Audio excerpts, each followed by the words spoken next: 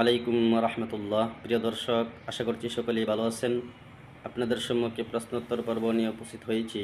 প্রশ্ন হচ্ছে, নারীরা মসজিদে বা ঈদগাহে যাওয়ার হুকুম কি?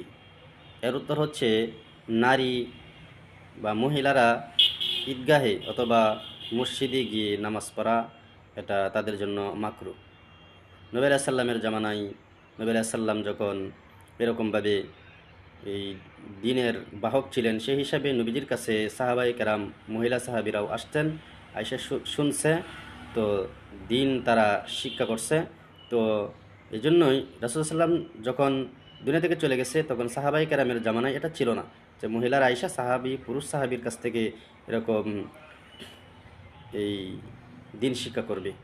তো আগেকার জামানায় যদিও নবী আলাইহিস সালাম ছিলেন দ্বীনের বাহক, নবী আলাইহিস সালামের জামানায় এটা সম্ভব হইতো, কিন্তু এখন বর্তমান জামানায় এটা আর আগের মতো থাকবে না।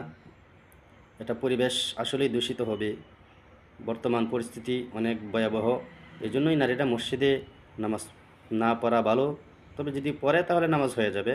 ঈদগাহে গিয়ে ঈদের নামাজ পড়া এটা মহিলাদের জন্য মাকরুহ। ফুকাহায়ে কেরাম তারা একমত পোষণ করেছেন।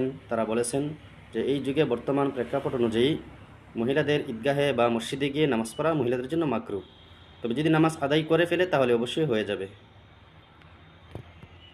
তো হাদিসের কিতাব সহিহ ইবনে খুজাইমা, হাদিস নাম্বার 1689।